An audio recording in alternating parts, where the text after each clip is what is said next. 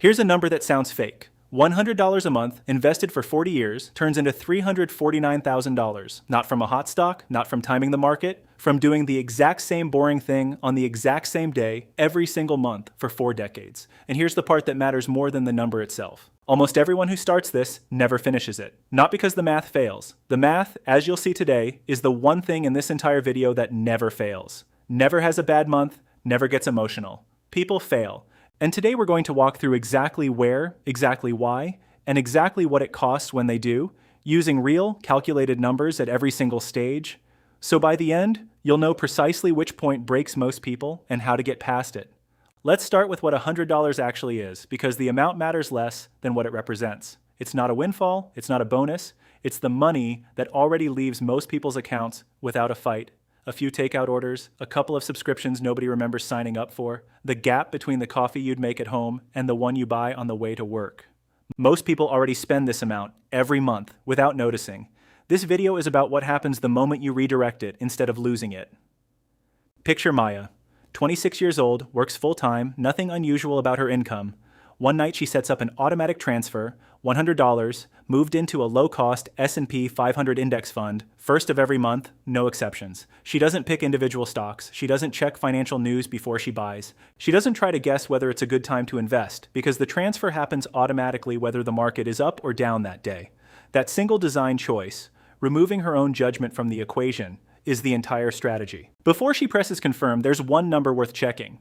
And I want you to hold on to it because it's going to matter enormously later in this video, more than almost anything else we cover.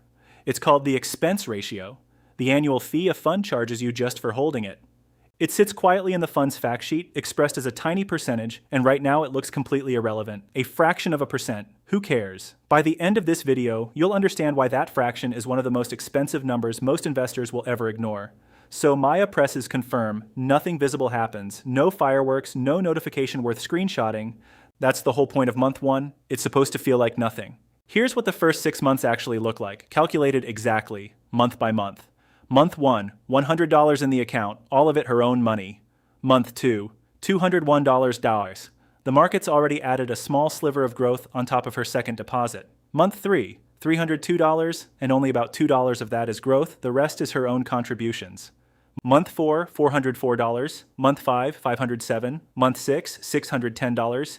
Added up, she's put in $600 of her own money over half a year of discipline, and the market has contributed exactly $10 on top of it. $10 after 6 months of automatic disciplined investing. That's the moment most people quit, because their brain runs a very simple, very human calculation. $10 of growth isn't worth giving up $600 I could have spent on something I'd actually enjoy right now. And here's the uncomfortable truth. The feeling is completely honest. The math behind it, though, is wrong because this was never designed as a 6-month experiment. It's a 40-year one, and 40-year results simply do not show up in month 6. Judging this strategy by its first half year is like judging a tree by whether it's grown into furniture yet. But the real test of the first 6 months isn't the boredom. It's what happens next. And it's not optional. It's guaranteed to happen at some point. To every single investor who stays in the market long enough. Somewhere around month 4 or 5, the market dips. It always does eventually. Corrections and pullbacks aren't rare events. They're a normal recurring feature of how markets behave. Maya's balance, which had been climbing slowly and predictably, suddenly reads lower than what she's actually put in. Say she's contributed $500 total, and the app shows $470. $30 gone, in red, right there on the screen that's supposed to be building her future. Every instinct says pull it out now before it drops further. That instinct is wrong, and here's the exact mechanism that makes it wrong. Her automatic purchase on the 15th of the month doesn't check the news. It doesn't care that prices fell. It simply buys $100 worth of the fund, and because prices are temporarily lower, that same $100 now buys more shares than it would have the month before. That's called dollar cost averaging, and it only works in your favor if you let the dip happen instead of running from it. The investor who panics and sells during that month locks in an actual permanent loss. The investor who does nothing has just quietly bought the cheapest shares she'll get for months, shares that are now sitting in her account waiting for the recovery that, historically, has always eventually come. If you can watch a small number turn negative on your screen and simply not react to it, you have already outlasted the majority of people who ever open a brokerage account. That's not an exaggeration. It's close to the actual statistic on how many new investors abandon their accounts within the first year of a downturn. Now, before we go further, let's address something honestly, because a good financial video doesn't hide its assumptions. Every number in this video so far assumes an average annual return of 8%, which is a commonly used long-run estimate for a diversified U.S. stock index based on decades of historical averages. It is not a guarantee. Some years the market returns 20%. Some years it loses money. Nobody can promise you 8% specifically going forward. So let's stress test this. If your actual long-term average turns out closer to 6% instead of 8%, that same $100 a month for 40 years grows to about $199,000 instead of $349,000. Lower. Absolutely payam, but still roughly $200,000 built from $100 a month in time. And if returns average closer to 10%, that number climbs past $600,000. The exact ending number moves with the market. What doesn't move is the underlying mechanism, consistent contributions, left alone, compounding over decades. The strategy doesn't depend on hitting 8% exactly. It depends on time and consistency doing the heavy lifting, whatever the market ultimately averages. With that honestly on the table, let's keep going, because the next stretch is where most people's resolve actually gets tested. Not by the market, but by everyone around them. After one full year of $100 months at that 8% average, the account sits at roughly $1,245, against $1,200 actually contributed. After 3 years, about $4,050 against $3,600 put in. After 5 years, approximately $7,350 against $6,000 contributed. 5 years of monthly transfers and compound growth has added roughly what she put in during a single one of those years. It's real progress. It is also, visually, almost nothing. Meanwhile, life around Maya looks like it's accelerating. A coworker leases a brand new truck, $400 a month, showroom smell, immediate and visible the moment it's parked in the lot. Maya is still driving the same car she had in college. On paper, the coworker's life looks like it's moving forward. Maya's looks frozen in place. Let's actually run that comparison honestly, both directions. The truck, financed at $400 a month for 6 years, costs roughly $29,000 in payments, and by the time it's paid off, it's worth a fraction of that in resale value. New vehicles typically lose a large portion of their value within the first few years. Now take that same $400 a month and invest it instead at the same 8% average for 30 years. It becomes approximately $596,000. Nobody's dashboard blinks that number at a red light. There's no showroom for it. That's exactly why it's so easy to overlook and so expensive to ignore. The truck is a decision you see every day, and the number it quietly costs you only becomes visible decades later if you ever bother to calculate it at all. To be fair to the truck, and to any purchase like it, this isn't a claim that spending money on a car, or a vacation, or anything else is inherently wrong. People need reliable transportation, and life is meant to be lived along the way, not deferred entirely for a spreadsheet. The point isn't that every comparable purchase is a mistake. The point is that very few people actually run the comparison before making the decision, and the ones who do at least get to choose with open eyes instead of by accident. The next test doesn't come from the market, and it doesn't come from comparison to a coworker's truck. It comes from your own paycheck, and it's the one almost nobody sees coming, because on the surface it looks like nothing but good news. Say Maya gets a raise in year 6, an extra $500 a month after taxes. For most people, that kind of raise is fully absorbed within about 2 months. A slightly nicer apartment, more takeout, a subscription upgrade here and there, until the raise has quietly vanished into a marginally more expensive version of the exact same life, and the amount actually being saved never moves at all. That pattern has a name: lifestyle inflation, and it isn't really a failure of willpower, it's a failure of default settings. If there's no automatic system already pulling money out of reach the moment it arrives, a raise has nowhere else to go but into spending, because spending is the path of least resistance. Maya already has the system running, so instead of asking what to buy with the raise, she opens the app and changes exactly one number. The automatic transfer moves from $100 a month to $600. Nothing else in her life changes. Same apartment, same car, same weekly routine, because none of it was ever built around the raise showing up in the first place. The raise simply gets absorbed by a machine that was already running instead of a lifestyle that was already comfortable.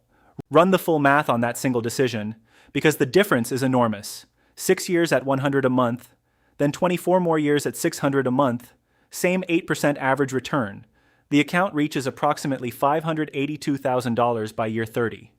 If she had simply stayed at $100 a month for that entire 30-year stretch instead, ignoring every future raise, it would sit at about $149,000. Same career, same raise, same 30 years. The only difference is where the extra money was told to go the moment it landed in her account. A raise isn't automatically wealth. It's a fork in the road, and most people don't even realize they're standing at it until years later, if ever.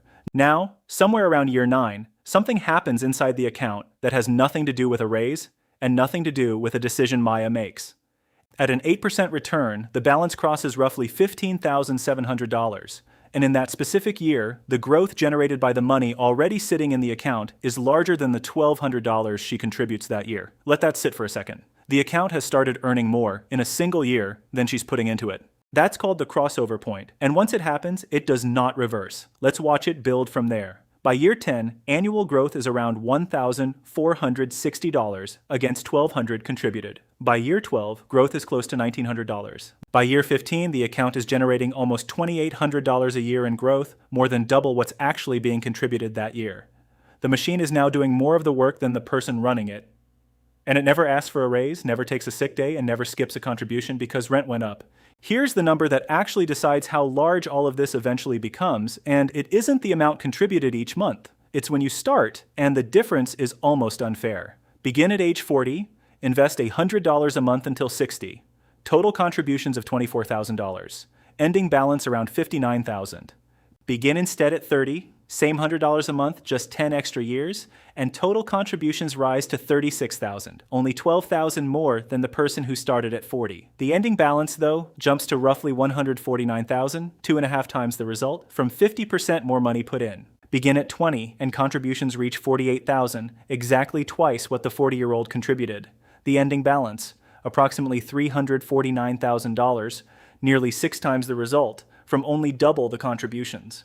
Sit with that comparison for a moment. Doubling the money put in produced 6 times the outcome. The extra contributions were never really the point. The extra time was. And by year 40, roughly 14% of that final balance came from money actually deposited. The other 86%, compound growth, built almost entirely on its own, on top of a foundation laid decades earlier. Now, back to the number I asked you to hold on to at the very beginning, the expense ratio. This is where it stops being a footnote and becomes one of the most consequential decisions in this entire process.